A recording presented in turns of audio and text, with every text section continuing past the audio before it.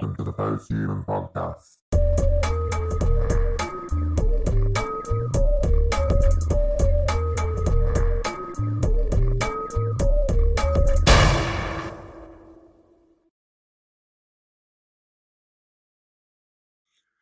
Today's guest, the author of her recent new thriller, The Dick Jorgensen Murder, Gloria Haas. So, how are you today, Gloria? I'm doing pretty good, thank you. No, thank you. How are you doing, Tim? I'm very good. Obviously, it's took a while to get you on. Unfortunately, I've not had a chance to read much of your book, of what you sent me. Just due to an influx of everything. So let's really talk about yourself. What got you into writing? Well, I was in my 40s and I was having a lot of health issues. And no, it's my mid 30s, take it back. I was having a lot of health issues and I went to the doctor. You can't go to the senior center when you're in your mid 30s unless you volunteer. The movie house was not the one that was open during the day, was having a lot of theft and guns and knives. So I decided I don't think that place is for me.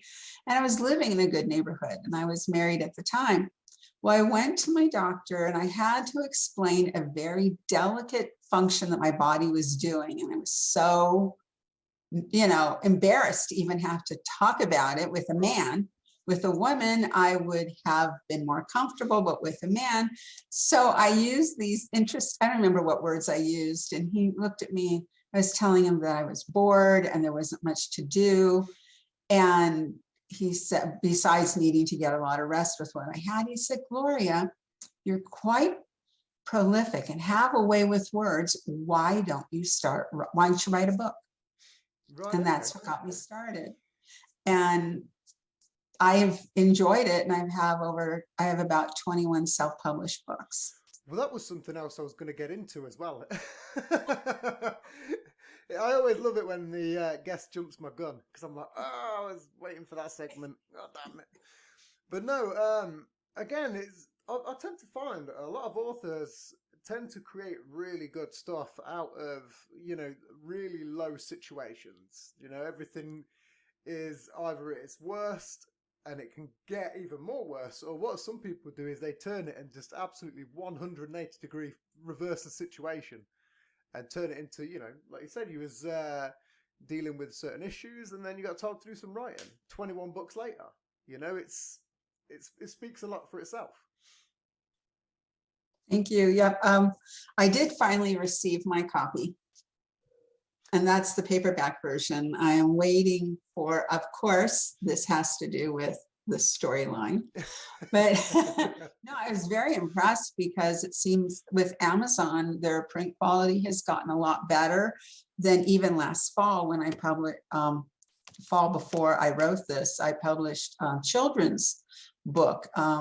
My therapist who worked with people who had head injuries, she was helping me because I couldn't find a decent speech and cognitive therapist here. So I found out that my former behavioral therapist worked with people who had been in comas, head traumas. So she spoke to me and I had a brain injury on February 10th, 2020 and global brain damage. And I had difficulty speaking. My personality was very limited. It was like people who have had a stroke and they're so limited in what they can do. And that's where I was. I was very unhappy. I was frustrated. I couldn't think of words. My reading level and a cognitive level went from a 60-something-year-old down to a 7-year-old. So it was a little tough. So I wrote a children's book months later and found out that the quality wasn't as good as it is now. But through that whole process, she said, why don't you do something you haven't done before? And when I started to learn a foreign language, I got excruciating migraines and it felt like ice picks going through my head, which I was told in my concussion group, you're over exercising your brain. Yep. And I thought, well, let's do something I hadn't done before in writing. And I thought that was a thriller, but come to find out that because memory loss is part of the issue with head injury, I'd forgotten that I had written a couple years later. Right. Okay. Years ago, I should say, years Yeah, prior. I know what you mean. Yeah. Obviously, you don't have to go to major detail. What caused the head injury? I was under an enormous amount of stress from being harassed by a neighbor who wanted, this is not where I'm living now, but where I lived before. He wanted to have a more of a relationship than I did. And I told him to leave me alone, and I was harassed. Yep. And then he had everybody ganging up on me about dropping the order of protection against myself, the restraining order. So because of that, my brain got exhausted, and I went down and face planted a sidewalk with my chin. And thinking that who would, what would a little bruise like this cause? But it took 2 weeks for the concussion to show up. So that's what some people don't realize as well, is all it takes is a really strange hit on the concrete. And it's essentially it's lights out. Just give me a second. Let me get rid of this microwave. I'll have to cut this little tiny second. I knew it was coming. Just give me a second. Sorry. This is the joys, people, of having this podcast. Midway through, I might just make this a cooking show. I might just make it, I could be the next, what's the name now? What's the name that's got that cooking show? It's alright, I've got it down to a T. Yeah, yeah, it is. No, is it? Jane? It's not.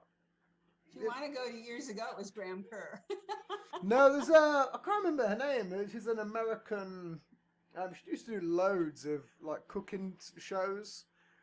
She's really, really well known. Paula Dean? No, a bit later than maybe a bit, because she's like 80s, 90s, isn't she? No, Paula Dean's in her probably 60s or something. No, I mean the decade. Oh. The decade. Oh, Julia Child. She was doing a lot of cooking. I think it does begin with a J. Yeah, Julia Childs was very... There's definitely a J in there. Yeah. Yeah, I'll take this one side of these oven gloves. Don't burn your fingers.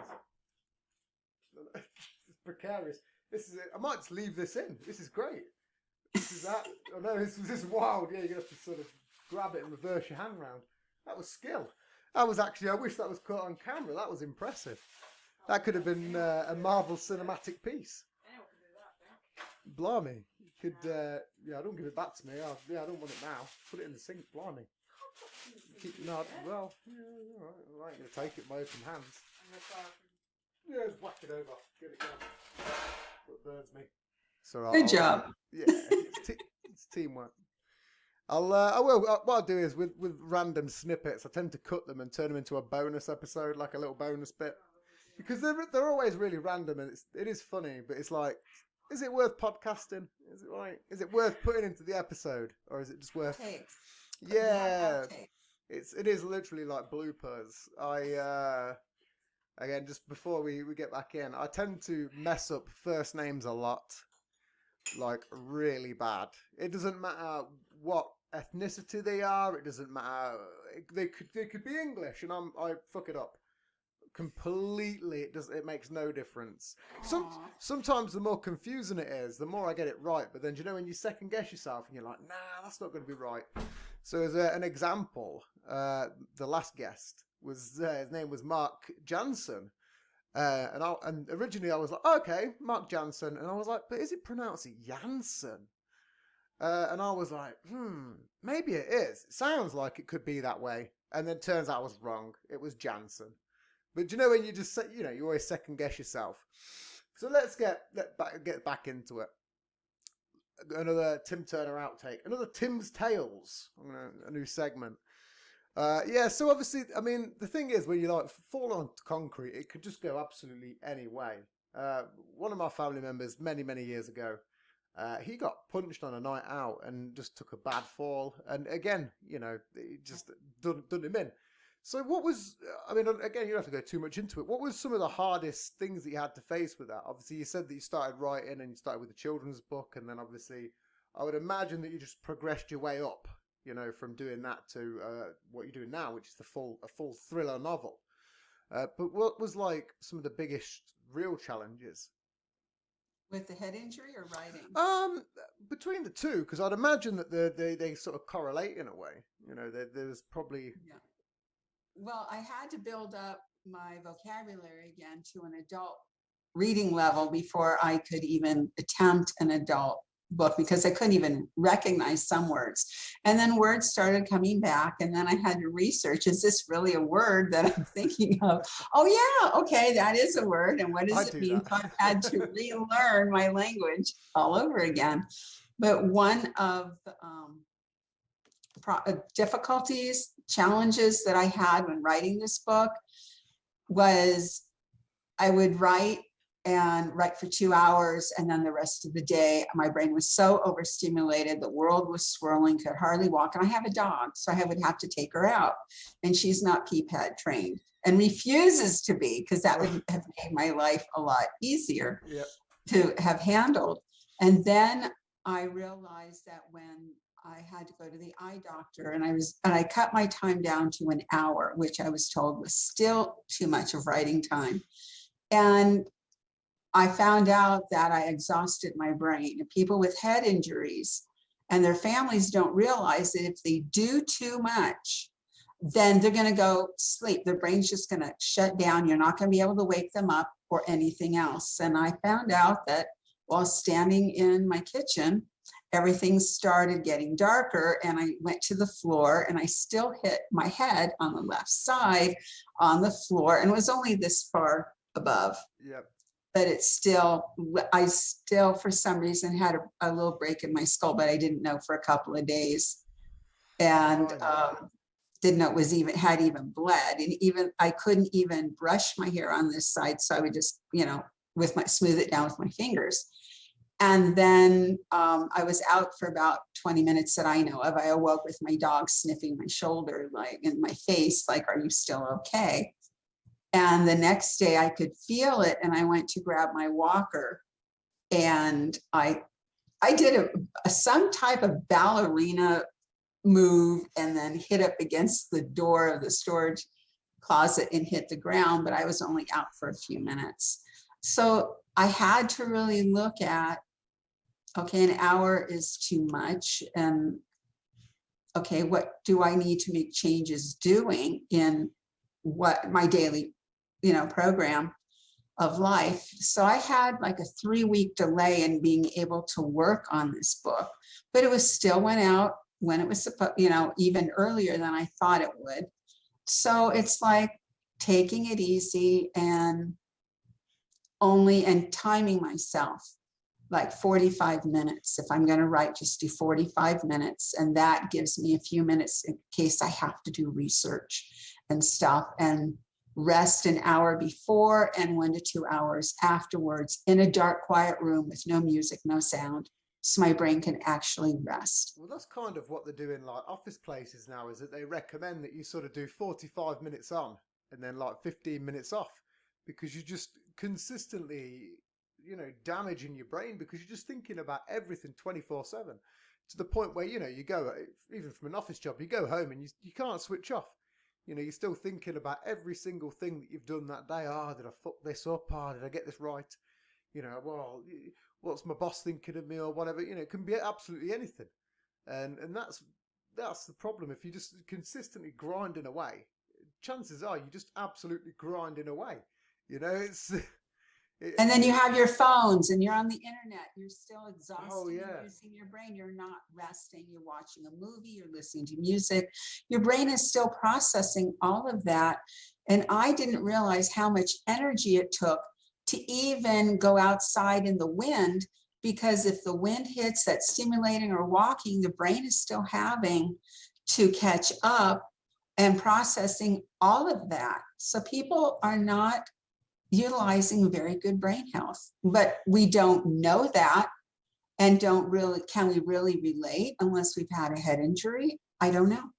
But that's the other thing with head injuries as well, is if you've had a severe head injury, 9 times out of 10, you end up having more just because of collapsing or blacking out. Or, you know, if you black out, there's absolutely nothing you can do. Not a single thing. You can't put your hands out, you know, and it's almost, it's like a snowball effect in a way.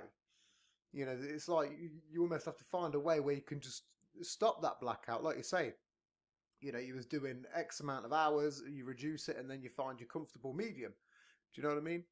Mhm. It is tricky. I mean, it is tricky to find that sweet spot where, you know, you're not going to overwork yourself. Exactly. And the brain's always in influx with a head injury. So I could wake up really tired today, and it might take me because of what I did 48, 2 to 3 days ago. It takes time for everything to play catch up. So that's, also goes into it. And now that after 2 years, on 2 weeks, I finally achieved where when I go outside, I don't list to the side when the wind blows. My brain has finally able to get the balance and keep me going, but that still takes up a lot of brain energy. And by 7 o'clock at night, I'm asleep. And I get up at 4 in the morning, and that's, That's it's what like, some people don't realize as well, is everything that you're doing that you don't even think about, you know, walking, hand gestures, you know, micro expressions in your face. It all takes, you know, energy. You know, we are literally like a battery in which we sleep and we recharge. We get up for the next day. Whatever we do that day, let's say today I do bugger all, well, chances are tomorrow I'm probably going to feel pretty lazy. You know, if I get up today, do a little bit of work, have half a day off, I'll probably do the exact same, the following day. If I overwork myself that day, the following day I'm going to be knackered. You know, again, it's that little sweet spot, and it's really tricky to find. It's like, how much should I do before I before something beneficial comes out of it, and I don't grind myself down. You know. exactly. It's like if I have this podcast interview on Thursday, then what am I going to be doing? I can't do one every day. I can't do 2 a day. So I have a Thursday podcast. My next one won't be till Monday, and probably if I schedule another one, Thursday or Friday. And then I have to give myself plenty of time in between not to do too much. And that's all trial and error. It's called listen to your brain. Yeah. Especially if you're a one-man crew as well. I mean, when people listen to podcasts, and most of them are spectacular, but you do realise that's a 9-man crew. There's a lot going on. You know, if you're one, even a 2-man, I'd love to have a second person to just sort half my shit out. It'd free up so much brain power, like a hell of a lot. So, what made you? Let's go back to the book. What made you decide to write a thriller? Is there something that drew you towards writing thriller books, or was it just something that you've always been interested in? Well, I'm going to have to skirt around this one because of legalities. No, I started because I have super clairvoyant, supernatural powers. I was going to get into that one. Call me a psychic. I was working on cold cases, a couple of cold cases with a police officer, and I can't say what state. No, it's cool. But I was able to help resolve one of the cold cases, and we're waiting for certain legalities to take place so her body can be exhumed and the family can be notified. Wow. And it was after 30 some odd years. And wild. Yes. And how I got into that was, I believe I had a girlfriend saying, I said, what do you see me doing? I'm sitting at a point in my life, like, what do I want to do? I'm retired. I don't want to go downhill, mental decline. I need to be active, but there's only so many books, movies you can read and watch. And she said, I see you working with the dead. And I started laughing. I said, you see me what? So I went, and then I go on Facebook, and one of my friends came up with a missed family member, and I started having visions. So I contacted the police about it, and I was working with them, and then I was helping them with another case that was not assigned to the police officer. And then I started thinking, if I, then he asked me, can you write a book on it? I said, no, I can't write true crime. I cannot base it on that because I can be sued and you have to go through a lawyer and get contracts. So then I got to thinking, if I take parts of a case and I highly fictionalize it, I can go ahead and write a thriller, because I found it very fascinating in being able to speak and seeing visions of what happens and everything else. I thought this, and I was talking with some friends, they said, why don't you put it into a book? That would make for really good writing. And also that would also help my brain in the process of healing. So that's how I got into it. That's one of the best stories I've heard of getting into writing. I've spoke to a lot of authors. That's a crazy one. Again, when I speak to authors, some of them have different hobbies, but that was something I was going to get into, the clairvoyancy thing. I've spoke to people before. One person before was a very wild show for me, because I was like, some of the stuff totally blew me away in terms of what he was talking about. It was, I believe, every single word he says.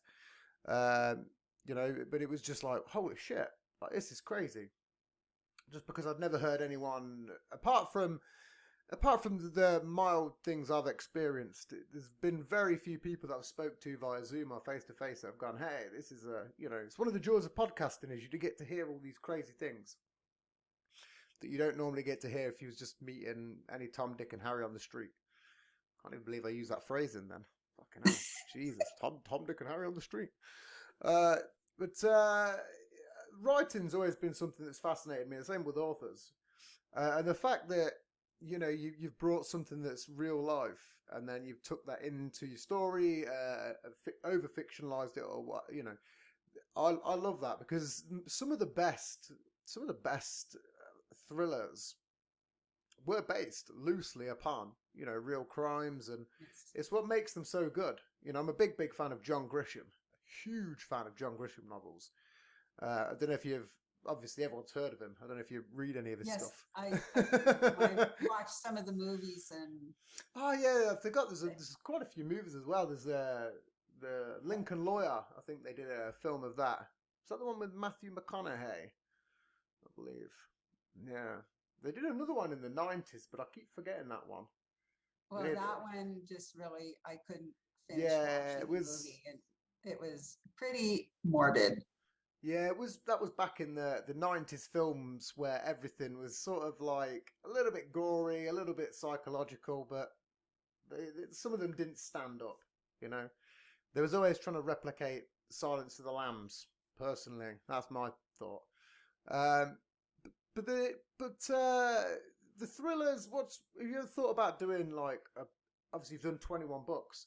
Have you ever thought about have you got any series, like trilogies? Have you ever thought about doing sort of linking them all together? The way in which John Grisham does, because some of his books, they all sort of tie in. Well, that's what I'm doing with this one. It's Jeanette Bauer and the Bauer Detective Agency, and all my books that I have that are thrillers. I'm hoping for all my books that are the thrillers are going to be utilizing Jeanette and her father, Mark, who's a retired police officer, who's the private detective, in doing more cases, because each cold case is going to be different. Yep.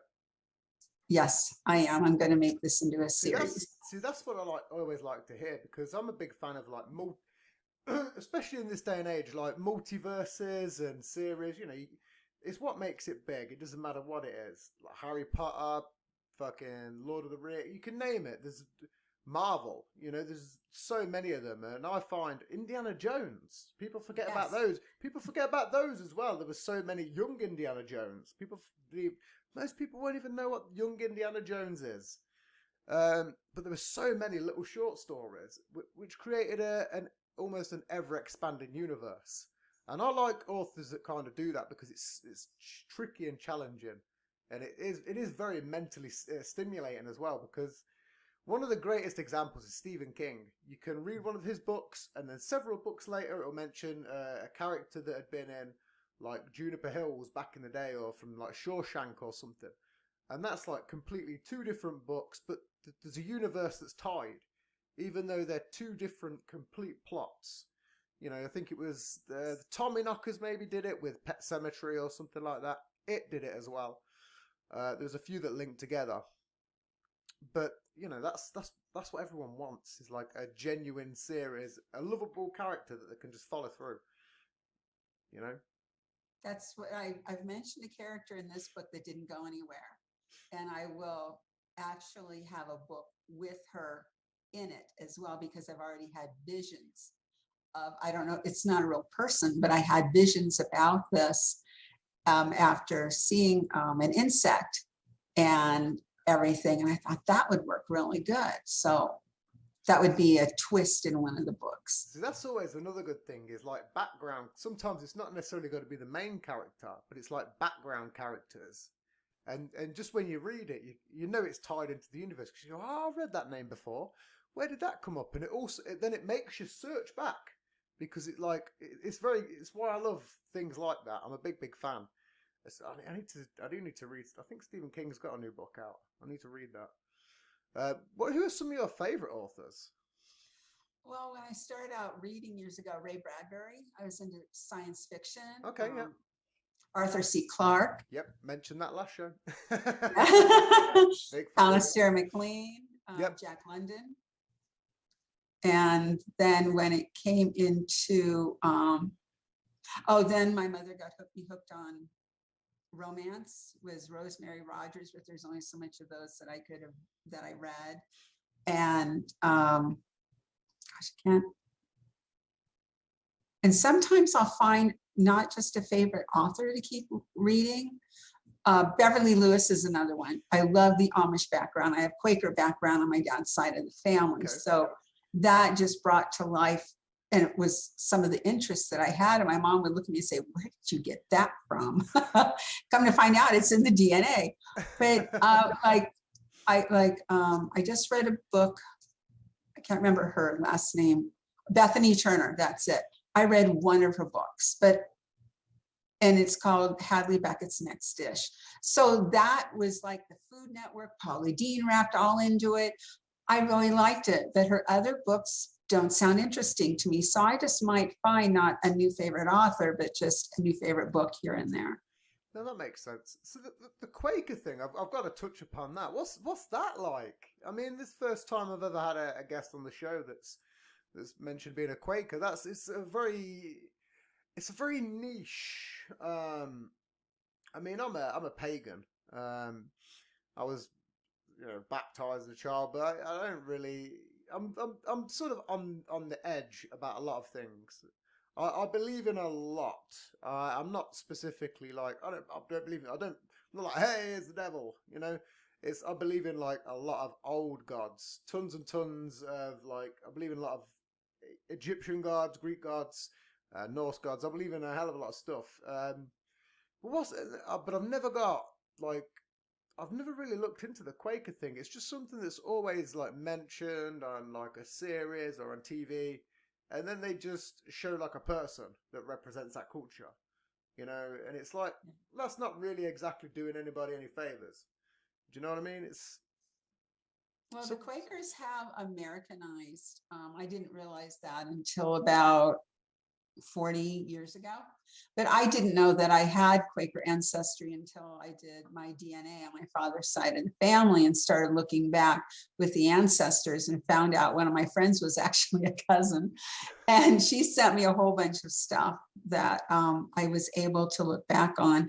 But also there was some Amish in there as well, that I was always attracted to the Amish way of life and everything. And I wanted to live in a time where there was wagons and horses. And my mom's like, I have an affinity for horses. And she's like, where in the world did you get that from? I don't know, Mom. Well, now she's passed and I'm not able to tell her, Mom, this is what the DNA showed on Dad's side of the family. but I had never been, of course, to Amish or Mennonite church. But 40 years ago, before I even knew that I had Quaker ancestry, I dated a guy and I asked him, what's your religious belief? He said Quaker. And I said, he asked me to go to church with him. I said, what do I wear? He said, well, he said, I don't want you to be afraid, but I'll be wearing these black hats and this suit and everything else. And he was joking. And it was very casual and laid back with a female minister. And we did sit on very hard wood pews. And that was the only thing. I'm sitting and moving around like this a lot. It's like, oh, my butt was sore. But but it wasn't any different than going to any other church I had been to. Well, that's something that I like to clarify for everybody out there, especially people in the UK, because most people in the UK think, oh, the Amish, all they do is raise barns all day. It's like, no, they don't. Come on, man. Do you really think that's what they've just spent 2,000 years doing? Just raising up fucking barns all the time? Why wouldn't there be barns all over the place? What's going on? You know, like some people have... Again, I do comedy, and I know a few comedian friends, and we go back and forth with shit. And we speak, this like things like that always crop up, and it's like I think you're kind of wrong on that. So for the listeners out there, that isn't what happens. Not with the Quakers, but with the Amish and the Mennonites, they still do the barn raising. Oh yeah, but it's not like in Indiana and Pennsylvania, and they still wear. You know, they have the beards, but that is, you know, and the women hand make their clothes and everything. But I mean, have modernized. My point is that, like in the UK, we over dramatize it. Do you know what I'm getting at? Like, yes, you know, I know it happens. I'd love to go back to a time like that myself. If it weren't for podcasting, I'd love to just completely go off grid. I've thought about it a lot, just buying a small bit of land, if I could afford it, and just, you know, building everything out of wood. Fucking just chop my trees down that are there, build everything up. As long as I've got somewhere to podcast, I don't really care that much, you know, in terms of, like, it's always something I love. Again, my dad's got a farm, so, you know, it is what it is. But it's just always something that's always intrigued me. Because, you know, you just see it on films, but you never get to talk to anybody that's, you know, closer to it than the TV screen. You know, so that was good to clear that for the listeners out there. So, obviously, you also talk, you know, you do your own show. Let's talk about that. I've not really been able to check that out. What got you into... No, I don't do my show anymore. I stopped because it was getting too much with my head injury. And being able to write, it was just really taking a lot out of me, a lot of anxiety and stress with my head injury. So I had stopped that. It was a Christian show, and I interviewed different Christian figures and people who are not widely known, and just trying to help, you know, give them a boost in what they do. So even then, talking about religion, you know, I think Jesus was real. I'm completely on. I'm not on over the fence on anything. I do not know. I'd rather believe in everything than just to be sure. You know, there's no rule against that. No, just investigate. Just investigate it. I'm not going to say, you know, you have to do anything. I just suggest you investigate the truth for you. 100%. So let's get into the spiritual side of things. Mm-hmm. What sort of experiences have you had? Obviously, you've said, you know, that you've had visions, and then that's led to inspiration. Have you had any really supernatural-esque moments where it's kind of gone, whoa, what's going on here? Yes, my father and mother freaked out a couple of times. I don't know if we were moving from Indiana to California. I just remember having, you know, you see those 57, 56 Chevys and stuff. And I don't know if it was, what car it was. I think it might have been a 58 Chevy that my dad drove or a Plymouth from Indiana to California with my mom and my brother. And I don't know if that was a relocation or if we were driving to see friends. So if it was the time we were moving, I was 3.5 to 4 years old. And I remember, this is before seatbelts and seatbelt laws. So, and you had the big wide bench seat in the front, but you could, and no headrest. So I was able to stand up. I was bored sitting down. So I was standing up on, there's a hump in the back seat that I could stand on.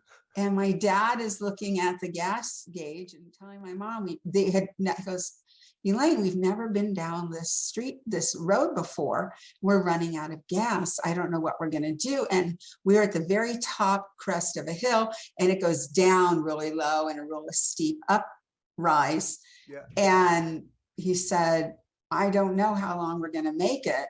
And my mom goes, well, just do the best you can. And I said, Dad, up there on the left. He said, where up on the left? As he's driving and he's looking. I said, there's a gas station. When you get to the top of the next hill, and I had never been down the street before, this road, I said, on the left is a gas station and a place where we can go to the bathroom. And there's, and he's like, what? And so I said, but it's on the left. You have to be very careful because when you get to the top, you're going to have to make a real quick left, Dad. And he's like, okay. And so we get up there and there's the gas station on the left, and he pulled in real quick and he looked at my mom and goes, how does she know these things? And I just start walking to the gas station. She goes, where are you going? I said, to the bathroom. I knew exactly where the bathroom was. And she said, we need a key. I said, no, Mom, they keep it unlocked. We don't need a key. And we went in, and we're talking like 1961. So there's a lot of trust where we didn't even have to lock our doors. So that's what happened. And my dad just looked at my mom and looked at me. And then he said, Gloria, when we get back in the car, I want you to sit in your seat and just be quiet. That's probably the best response he could give as well. Like, I remember myself, I was really young, and this was a story that I got told to myself by my mum. Apparently, my nan was looking after me when I was about 4 or 5 years old, and I basically walked her to my local shop, it was some weird twists and turns. It wasn't just like a straight route. We lived on this hill. You had to go down this hill, then you'd go down this little bit of a slope, a little bit up, it was a path, and then there was like a tunnel at the bottom of it. But you go up there all the way around this huge sort of big S-bend, an L, like a big huge L, and you was at the shop. But it was one of them, like, I think there's something where you're younger and you've got this weird sense, you just know something, and it's so unexplainable. You can't, even when I got told that as an adult, I was like, well, I don't remember doing that. I was like, what are you talking about? Like, how would I even do that? Right? And it's something that you just don't think about. I mean, it's weird because, I've got a young son now, and there's moments where we'll just sit there and we're playing, and the next minute it just goes and looks off like that at the ceiling. And I'm like, what are you doing? I'm trying to get his attention. I'm like, Dane. And he's just like looking at the ceiling. I'm like, what the fuck is going on up there? It's very, very strange. I think that kids are really in tune with their environment, and we don't see nothing. We become adults. Like we said earlier, you end up spending most of your time filling up your brain, with capacity, and you're overworking it. Kids aren't necessarily doing that. They're just taking in new information. Well, at some moment, I would imagine that there's a lot of information that we don't know that they do. Because they're taking in everything. Their senses are all over the place. When they're first born, they don't see completely. You know what I mean? It takes them a while to be able to see anything. Well, what's going on during that process? Are they just completely seeing straight away? Or is there a whole bunch of other wacky shit coming in and getting involved? You don't know. There's a lot going on, I believe. Yeah, there is. I know that my dog even sees into the spirit world. And I was bringing it more to a current event that has happened last year. I was walking my dog on the street. And of course, she has fear aggression. So I have to be careful about when I see people walking, I have to hold her back, or with other animals, because she's a rescue and came from a very abused situation. And she's been attacked by dogs. Yep. So she has fear aggression with everything, but she's come a long way. What is she, in the 10 years. She's a Jack Russell Chihuahua mix. Okay, teeny then. Yeah, Bless her. she's about 10 pounds, 11 pounds. Oh, And so anyway, we were walking and I held her back, and there's this guy walking down the street in front of me. And then there's a street to my left. So he turns left. So I was watching him because I had this the hair on the back of my neck sort of stood up. yep. So I thought, I'm going to watch him, be aware of my surroundings to see what's going on. So my dog and I turn around and we're watching him, and all of a sudden he's gone. It's like he walked right into, in the middle of the street, he walked right into another dimension of a door. And my dog's looking around like, where'd he go? And just looking for him. That's, do you know, it's crazy because I love these types of conversations. And I mean, something that has recently came up, it was a bullshit video, but it was on YouTube, and I'd occasionally just flick through. And I'm a big fan of it. I love conspiracies. I love looking into everything. And I've recently, for some reason, there's been like a couple of, because the PlayStation 5's out, and it's given me all these random games and stuff. And occasionally I'm like, man, them graphics are cool. I don't even game, but it's interesting to watch, like the development of games. Mm-hmm.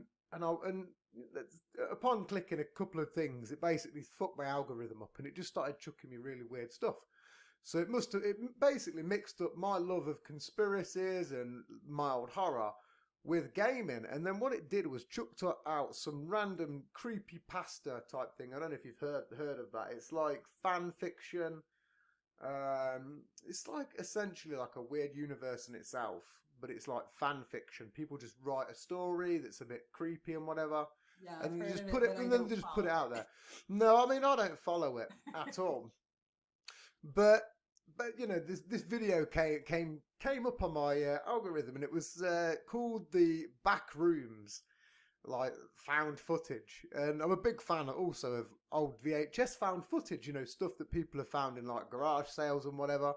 And because it could be anything, and you know, you just never know what you can get on. It's a gold mine.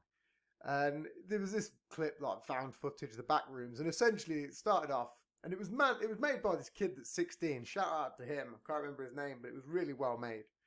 And it was just him on this street playing with a camera. They were doing something. And the next thing, he like leans against a freight container, and then he ends up in this weird sort of endless labyrinth of, like, it looks like a shitty office corridors. Like the room, all the paint is yellow. It's a musty yellow carpet. And it just keeps going on and on and on. I mean, the guy had made it himself. It wasn't real. He just made it all on some animation software and whatever. But it was so cool that you bring that up about slipping into a different dimension, that yesterday that come up on my radar. And I was like, oh, that's kind of interesting. That I've never thought about it. Imagine if you just leant against a wall and then you just fell through into some weird sort of endless maze of bullshit with, you know, whatever's coming after you. And it's kind of in itself a really, it's never going to happen, but you know, it's cool to think about, to go, imagine if it did though. Just what would you do? You couldn't do anything. Exactly. What are you going to do? You just go with the flow. Yeah, I mean, it was a really cool video. I mean, it lasted like 5-7 minutes, and it was pretty cool. I mean, the amount of effort and work the kid had done. He was 16. And it looked amazing. I was like, this looked kind of legit. Like, he was walking and talking. There was like shadows on the wall and stuff. And there was stuff like coming after him. The thing that coming after him was bollocks, I'll admit. The CGI, the monster that came after him was dog shit. That was my only slight against the kid. Sorry, kid. You could have done better on that. But I bet you it's got 50 million views. At least. You know, just because it's some weird niche thing. So that's another Tim's tale, by the way. But it's a segue, is what it was. You mentioned it, and I was like, oh yeah, I remember that yesterday. So, being an author, what was it like getting publicised? Because I've spoke to a few authors, they always found there was like a weird process in doing so, and I always like to get everyone's process because it's every single time it's always different. Well, 30 some odd years ago, we didn't have Amazon. This is just before internet. So I ended up, or it's just around the time of internet, and I went through iUniverse. You pay to have your book, done and distributed. I went through Ingram Publishing and distribution, and I found out that with iUniverse and with Ingram, they can pull your book at any time and not distribute it, even though you've paid for it. Huh. So I had ordered a whole bunch of copies and I sold like $300 worth the first year, which I thought was pretty good, but that was before everything. And I was able to do book signings and stuff like that. But that was before bookstores decided that we're not going to take independent authors anymore because some of the books were garbage and some weren't. So, and I've always been told that my books are good. So I'm just going with what I've been told. But that's where it's, a tricky one there, that if you didn't have a name like Tom Clancy, John Grisham, Catherine Coulter, the big names, James Patterson, there are even some other authors you might like, Janet Ivanovich, who I've checked their net worth. They don't sell as many books as the other ones do, as the other authors do. So it's a really different process. I even went through a publishing house and even faked being a literary agent to ask about my book. She said, while she's a good author, she's not outstanding. Things don't pop. She writes too much from the heart. And yeah, Isn't that the point? they said exactly. And that was one of the bigger name presses. And it was just like, okay. And I wrote back and said, what does she need to do? Well, just tell her to keep writing was all that I heard back. So it was difficult. And people were telling me, I like your book because you write from the heart. You're a great storyteller, but things just never picked up and really took off and went anywhere.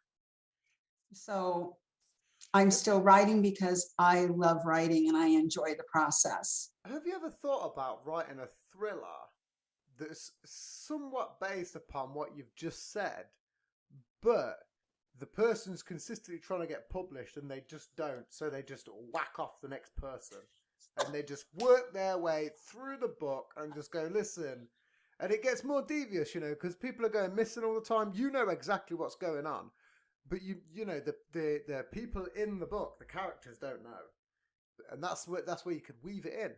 You could go, well, I've had enough of you, Sandy, or whatever her name is, and then she gets pushed out of a window, and then next scene, they all come going in, oh, what's going on? And it was like, the police question you, well, I was just come here to get my deal done yesterday, and, it turns out she signed it. That's the ending, by the way. But do you get what I mean? That could be a good book. That's not based on a cold case, so no. I could. That's where you have to get yourself into the role. There's a film recently that came out with Jason Mewes. It's a very random film, but he's an actor, and he basically just gets himself into the role, and it's like he's basically like auditioning to be like a murderer. And, inadvertently along the way, he like murders people and gets into the role. So you could, that's the way to go about it.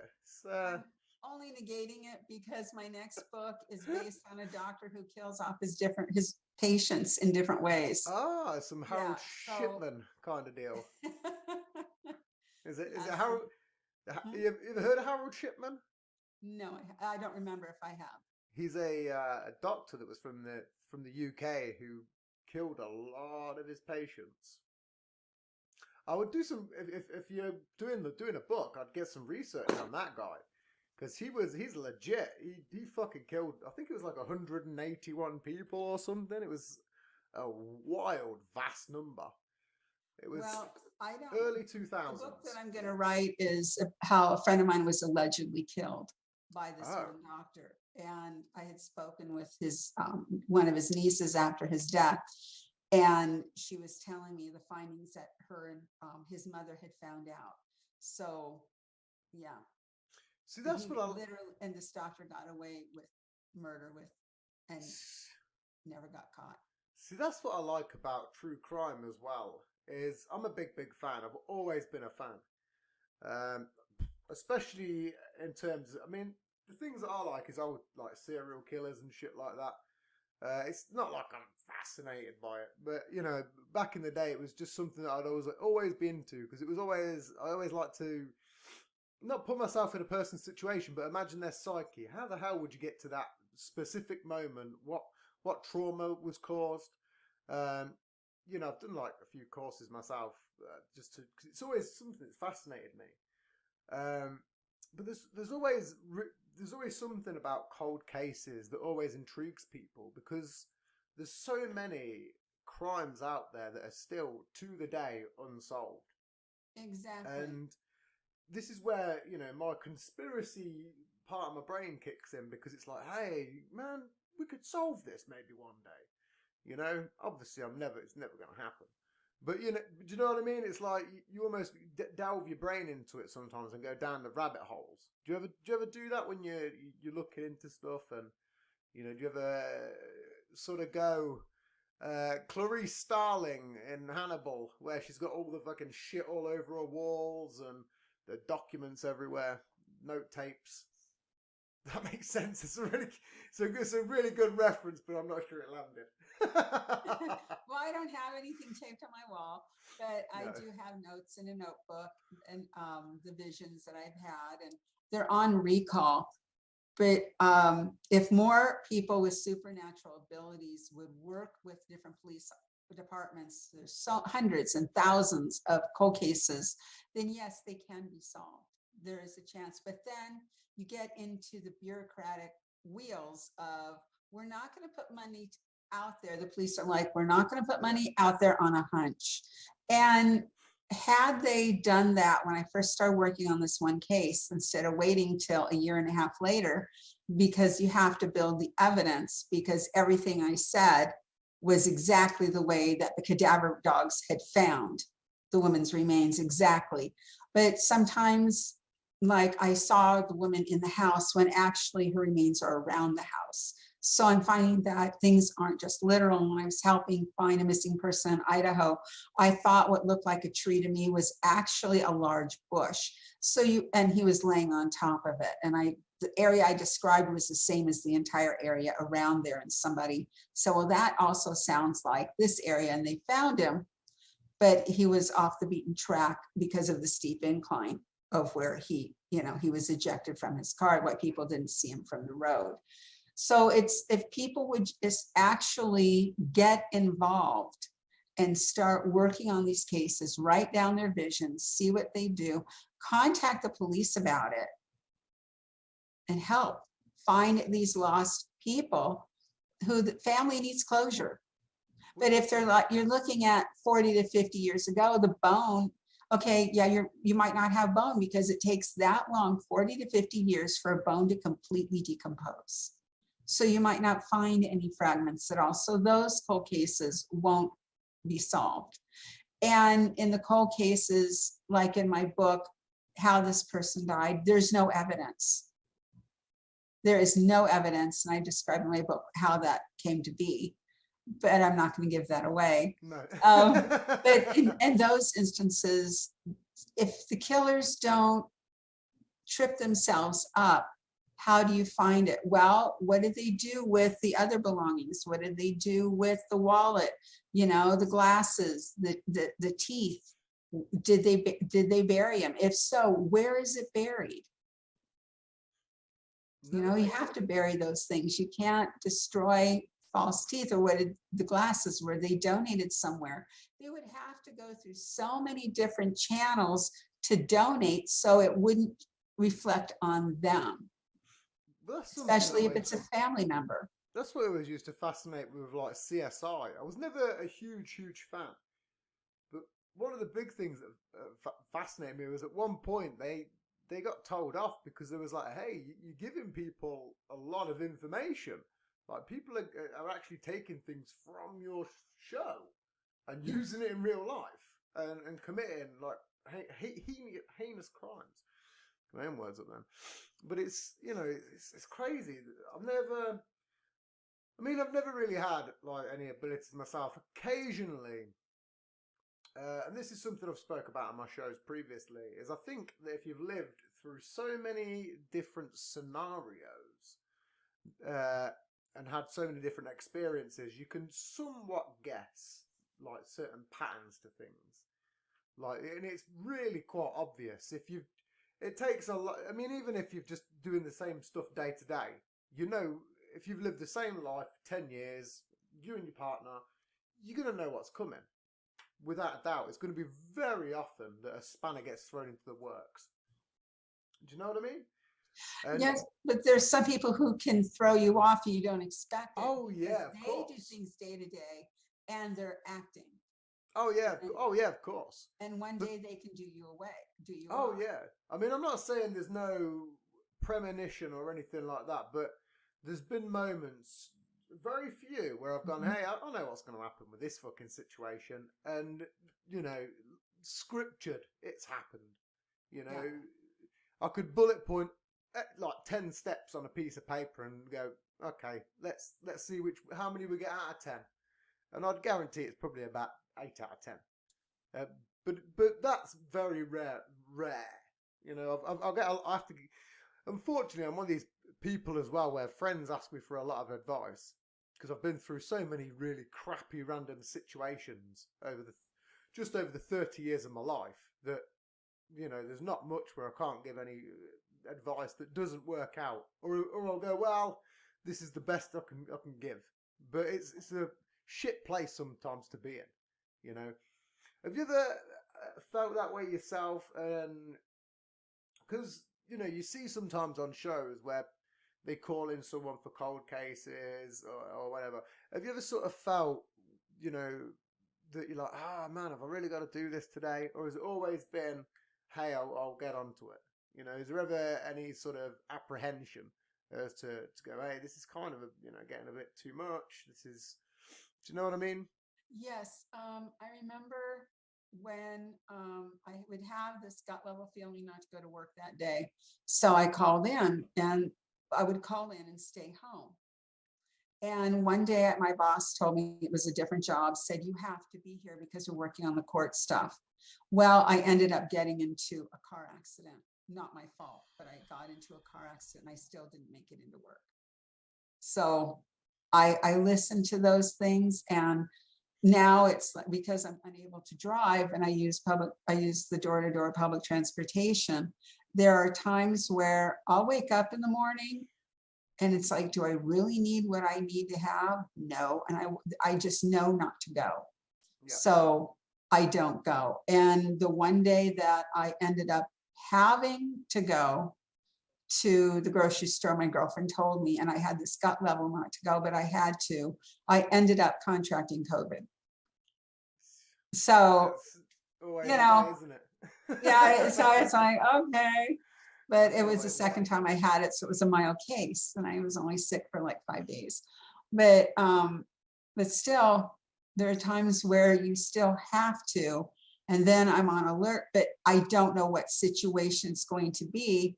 And the cashier wasn't following protocol and did not have his mask on when it was mask mandated. Yep. So he came out, and I had just gotten over a really bad migraine, and it was hard to move around.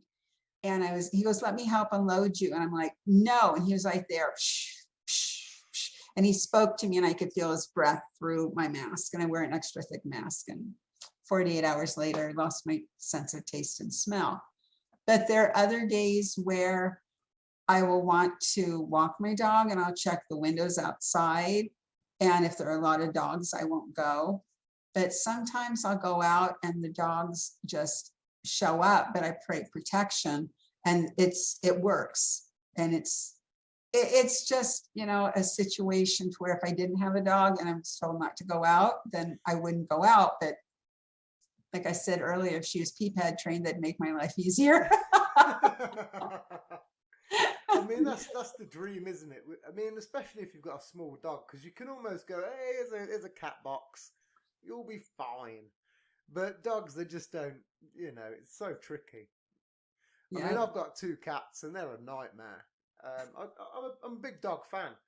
It's just I haven't had one for many, many years now. But I'm due to get one soon. I know when I move, that's the very first thing I'm going to get is a dog that can just be my best friend. You know, Because they are. That's what they are. They're man's best friend. They're everybody's best friend. They just love everybody. Um, so obviously, get back onto the spiritual side of things. You ever heard of? You a fan of like mysticism and stuff like that? What? Cause when obviously people talk about clairvoyancy or anything that's sort of in that field, it's such a huge spectrum, and it can go into many different things. It branches into cosmology and astrology on some levels. But have you ever like looked into like mysticism and things like that? The sort of weird, sort of old school esque, not Aleister Crowley type shit, but the like not like Wicca or anything like that, but just anything that what I mean. Anything that's a little bit like a step up. Well, when I was a teenager, I got into witchcraft, and it's my mother's maternal side of the family was the lineage of witchcraft. And so I could do that. And I even would channel different spirits, and I even became possessed, and it was really wild. And then I ended up having to have the spirit leave. And I don't do any of that now. I just go I don't use any mediums. I don't use crystal. I don't use cards. I just go into the energy field. And I just ask, okay, God, what do you want to show me about this person? But I found out that I send out feelers, I didn't realize how strong my gift was until the feeler came back and hit me. The energy hit me. I was down the rest of the day and the next day. It's like, okay, I won't do that again. I didn't realize it took me a little while. After the third time, it's like, wait a minute, Gloria, there's a pattern here. Even so, go on, sorry, carry on. That's okay. But I have found that it's easier for me to work on one case at a time because I was working on two cases.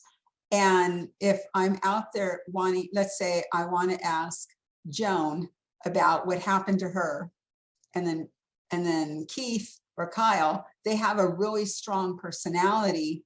And Gloria's energy is out there. And the strong personality comes through and just sucks the life out of me. I'm like, well, I need to speak with her. But no, I have something I want to tell you. And it's like, okay, I'm writing it down. And you need to do something about it now. It's like, I will, as soon as we're done. And then they even wake me up, in the middle of the night, or sometimes I wake up with visions. And I'll write them down, or I'll see a date. Like recently, I saw the date January 5th, 2022. And I don't know what it goes to. It's my dad's birthday. That's what? It's my dad's birthday. Wow.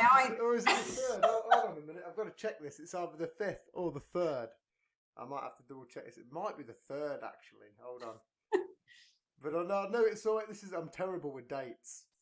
Is it the 5th? No, I think it is the 3rd. My bad. It's the 3rd. Oh, that would have been spooky.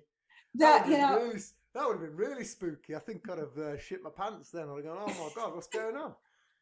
Jesus. But, and that's where I've had, when I was working on the missing persons case in Idaho, I woke up that morning in the middle, actually it was 2 a.m, and I turned the light on and I just happened to glance down at my calendar and it was flipped back to a certain date.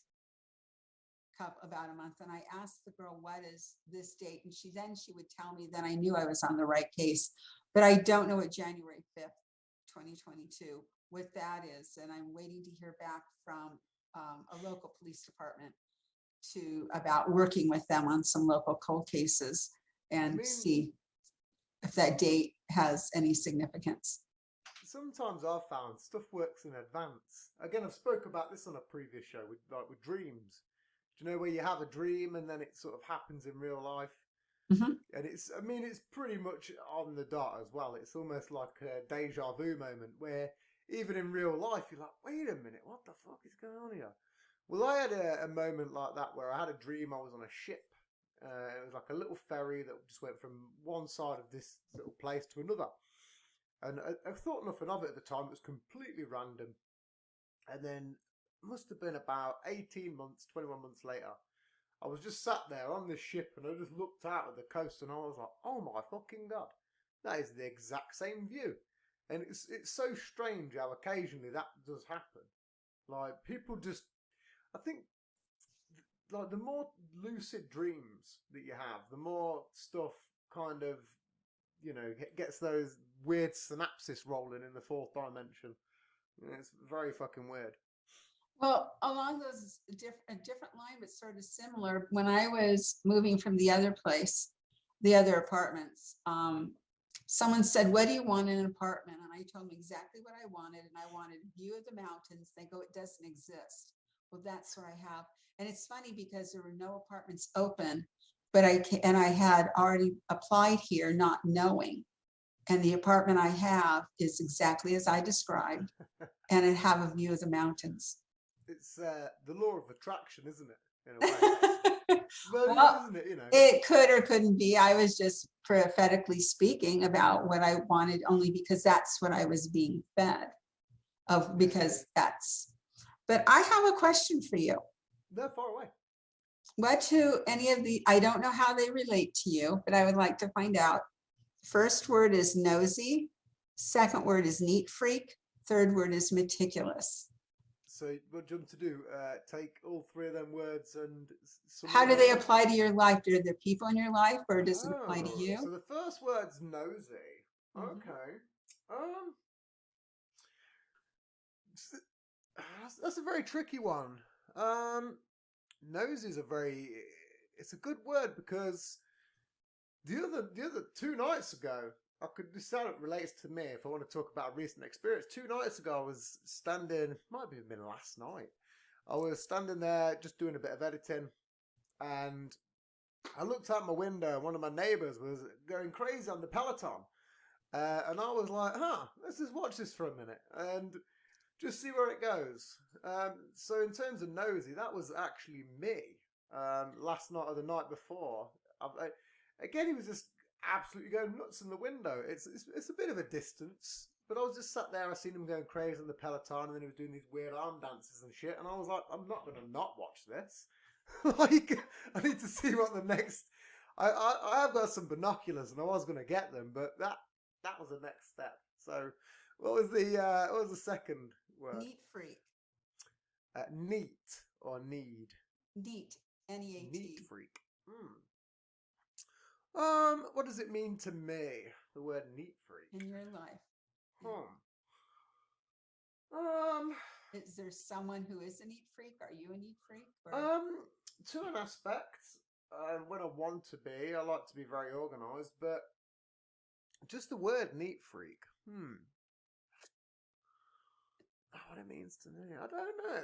In fact, what it actually means to me is it's something that's bothered me since I was a kid.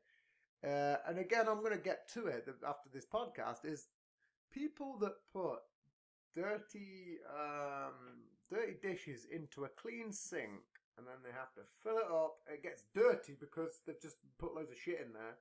Then they empty the water out, and then have to take the plates out, and then they do the whole thing again. I'm like, why don't you just put them on the side, fill up with water, put it in, wash it and bring it out? It's not necessarily a neat freak thing, but it's something that is sort of OCD to myself. I'm like, you just putting it into there to take it out, and if you put water in there, you're making 3 jobs. Because then you've got to clean the sink, the bowl, everything else. That's what it that might go along with the word meticulous. Oh well, keep it too. It's what made you choose those words? They're very interesting words. Because I was tapping into your energy and was asking what words. Oh, I like things like that. I always like being asked questions that are random, like what do you think of this, or like top 3, or things like that. I actually really love, because it challenges your brain to actually go, what is the, what is not the best answer, but what's the most honest answer? What's the most truthful about yourself? And that is definitely it. To be honest, all 3 of those can tie into the exact same answer. I know you tied up the last 2, but I personally think, even the nosiness, I was standing over the sink when I was looking at the guy on the Peloton. So it was almost like I could have tied all 3 of them into one singular story. You know, I was standing over the sink, getting pissed off with people that weren't washing the dishes properly, watching that guy on the Peloton over there. And, you know, I had to fucking wash these dishes like crazy and take everything out and back in again. That was almost like a complete paragraph. Huh. That's really cool. I actually like that. So, anyway, let's end it up. Where can people follow you? Well, they can find me on Twitter and they can find me on Instagram with just type in my name, Gloria Hass, H-A-S as in smile, S as in smile, like the avocado, Hass avocado. Have you got a website at all? No, I don't. I do have a link tree, but that is just so hard. You know, it's under Gloria's books. Well, a link tree is always good. And obviously people can find you on Amazon. The name of your book again is? The Dick Jorgensen Murder. That's the one. I had it in my head the whole time. Just because it's a very nice name, like Dick Jorgensen. It's a good, catchy name. It's a really cool name, like Dick Jorgensen. It's a good name. It's catchy. It sticks. And again, you know, it's been very, very fun having you on the show. I'm trying to keep them short nowadays. Some people are complaining about my 3-hour episodes. You know, well, thank you for having me. I've enjoyed it. I really have. No, it's been extremely fun, and I'm sorry it's taken a couple of weeks to get you on properly. It's been absolute carnage my end, but it's also been a pleasure today to get you on and to actually have a really decent conversation and talk about many, many subjects. You know, this is why I love my show. We got really loose. I had to do some cooking midway. You know, it was a good show. So thank you very much, Gloria, for coming on. This has been the Post-Human Podcast. Catch you next time, people. Thank you very much. Bye-bye.